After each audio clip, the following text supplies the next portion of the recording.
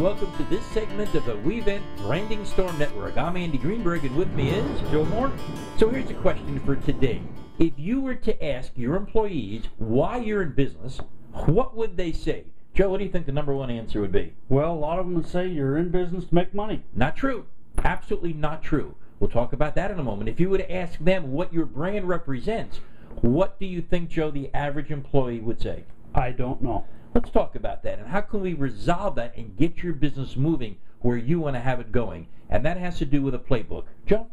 Well, this is where you get specific about putting the elements of the why together into the elements of the how to put this together. So we call this our playbook.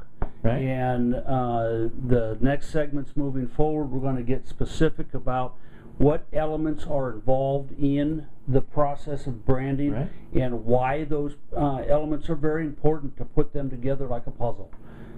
So basically it's the X's and the O's of branding, and that has to be shared with each one of your employees. So Joe, let's start getting specific. Let's give them the information that they're tuning in for. What would be some of the ways? Well, the first thing that you want to, first place you start is with your employees.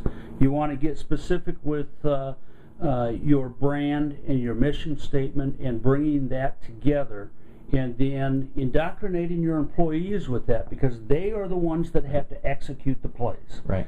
And if they don't understand what the expectation is within the brand or the mission statement, they're not going to be able to deliver it. And that's not going to be their fault. That's the responsibility of the ownership of the brand to carry that process out. So the first place is your employees. And you know you've done a good job when you ask your employees why you're in business, and they come back with the vision and mission statement.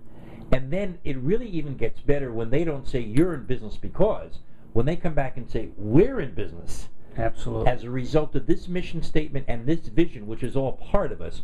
And what are the components of the vision and mission statement as it is directly related to the brand?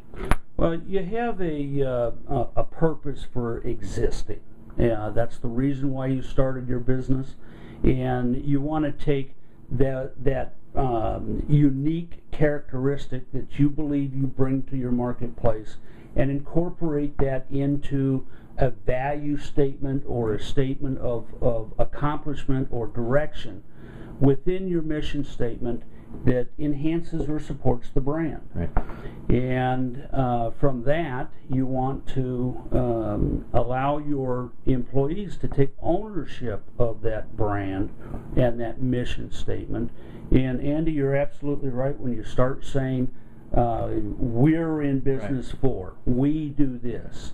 And as soon as your employees start indoctrinating or taking ownership of that, you know you're started on the right path. And a key word is, it's not the mission statement, it's our mission statement. The key word is, it's not the brand, it's our brand. When you do that, you will have an exceptionally successful, highly motivated workforce that your employees will love to be a part of. Not only that, that your customers will recognize, and they will migrate to your business.